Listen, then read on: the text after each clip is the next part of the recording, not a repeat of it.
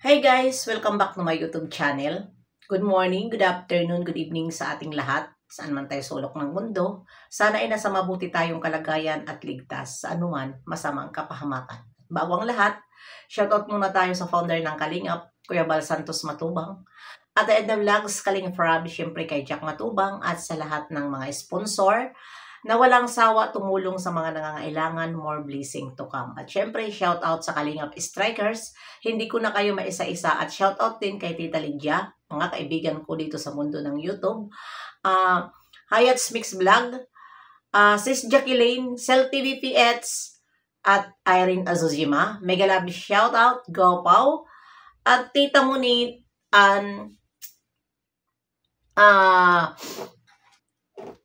iba pa, Sis Charma. Mega love shout out sa inyong lahat. At ayan na nga ano ngayon ang ating reaction video. Nandyan sa ating thumbnail na nandyan ang ating Bibi Beyonce. At ito na ang pasabog nila na walang ipik sa atin. Dahil halatado naman na yung picture na yan ay magaling ang nag-edit. Magaling ang nag-edit dahil po ay trabaho na po nila yan na mag-edit ng ganon at yan siguro ay, hindi lang siguro, yan ay binayaran nila sa mga magaling talaga mag-edit. Kaya halatado naman dyan. Kayo mga Jumcar 18, kung magulo, ang inyong team, wag ninyo idamay si Bibi Beyonce.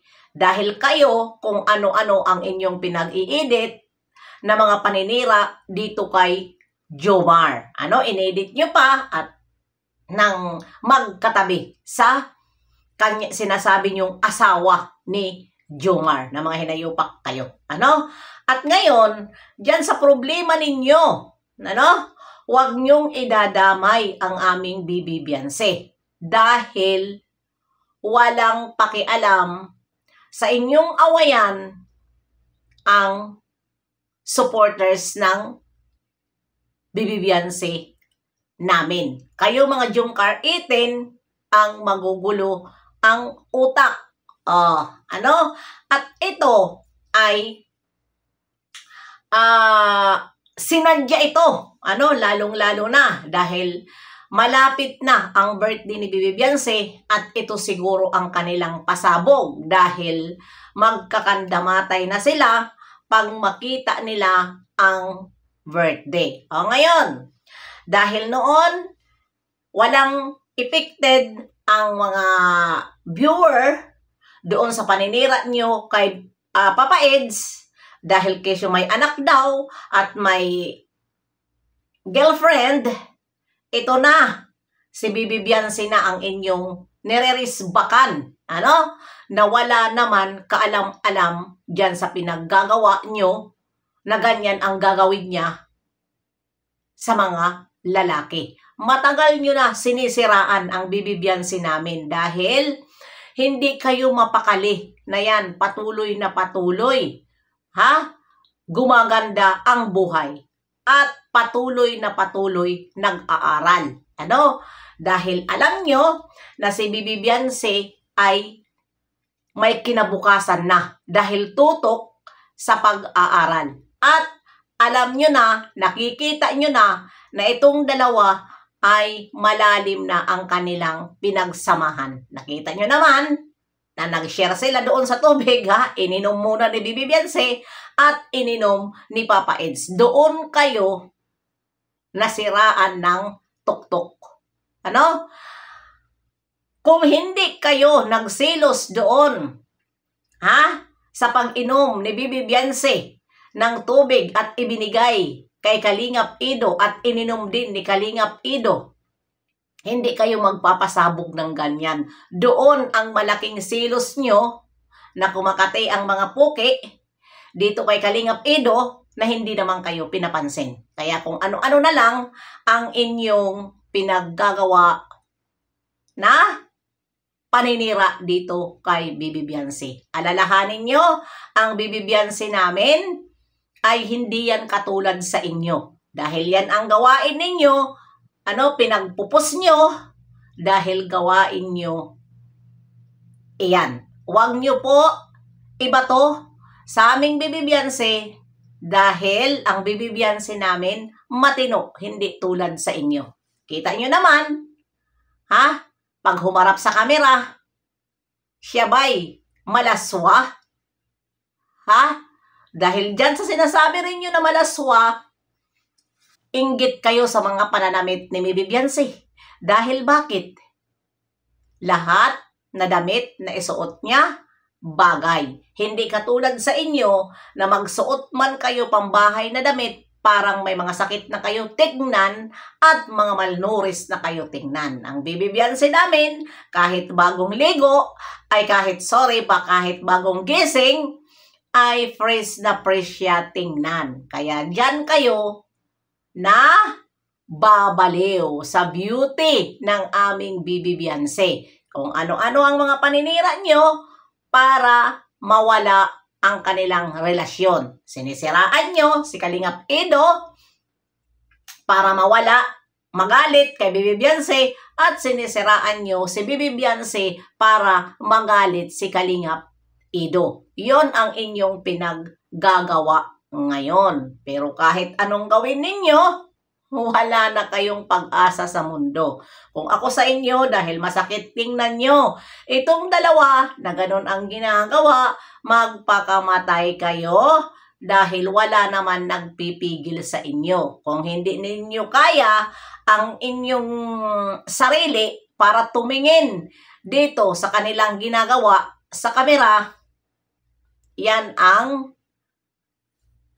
gawin nyo, na magpakamatay na lang kayo para mawala na kayo sa mundo at wala na ang sakit sa dibdib nyo na lagi kayo nagsisilos kay Papa Eds na hindi naman kayo nagugustuhan. Dahil nga, bakit kayo magugustuhan? Ang inyong mga hitsura dyan ay nagmumukhang malnourished at nagmumukhang pulubi na.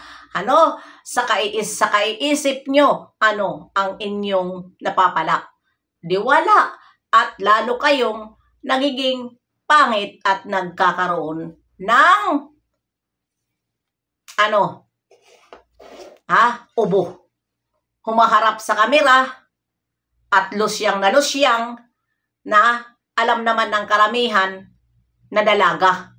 At bakit nakaharap sa kamera, lusyang na lusyang? Bakit? Sa sobrang selos. Mahirap ang selos dahil nakaka-stress. Kitang-kita sa inyong mga katawan ngayon ang stress. Ang taong hindi stress, fresh na fresh tingnan sa harap ng kamera.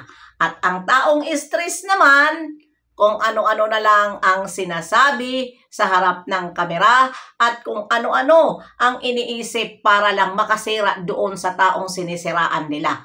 At yan, mga kabibibiyanse, dyan po sa picture na yan, yun po ay binayaran nila. At mayroon dyan, dahil mahal ang pang-edit, kapag edit na parang tunay tingnan, mayroon dyan sponsor na nagbayad. Mayroon dyan sa likod dahil mahal ang pagbayad sa edit. Lalong-lalo na kapag ang pag-edit ay totoong-totoo tingnan sa mga tao. Edit, yan ang binabayaran nila ng mahal. Kasi mayroon ito nasa likod ng may pera. Kaya kung kahit anong gawin, ng babae na yan, maninira at gagawa sila ng paraan kung paano nila gawin. At ito ay dito na sila, matres lang yan, dito na sila madidimanda dahil dyan sa picture na pinalabas nila na walang katotohanan. At andyan na, itago mo yan, Bibibiyanse, at yan ay patunayan mo na. Dahil hindi na maganda ang mga pinaggagawa nila sa'yo. Dahil nga, malapit na ang birthday mo, kaya yun ang kanila ngayon ginagawa. Ay, mga hinayupak kayo, kahit anong gawin ninyo, ha? Hindi nyo na matitibag ang dalawa. At isa pa, doon kayo nagalit dahil sabi ni Bibi Beyonce, tumataba na siya ngayon dahil nga alagang-alaga ni Kalingap Ido at lagi pinapadalhan ng pagkain doon sa apartment. Diba? Oh, diyan kayo nabaliw. Nung ang sinabi ni Bibi Beyonce, nananaba na nga ako kasi panay ang padala mo ng pagkain. Oh, diba? Doon, alam ko, doon, kayo nagsilos sa words na yan. At yung pang-inom ng tubig ni Bibi Beyonce na ibinigay niya kay Kalingap Ido, doon nakatutok ang inyong mga mata. Kaya, nung nakita nyo na ininom ni Kalingap Ido ang tubig, nahimatay kayo. Ano? Nahimatay kayo. Alam ko, nahimatay kayo sa sobrang selos at doon sa sinabi na lagi siya pinapadalhan ng pagkain ni Kalingap Ido.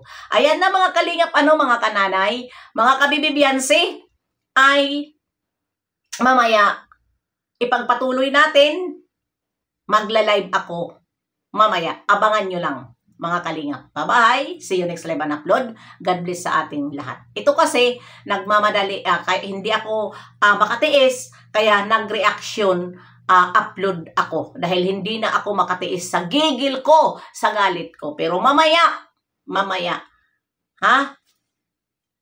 Anuhin natin ito. Bye-bye.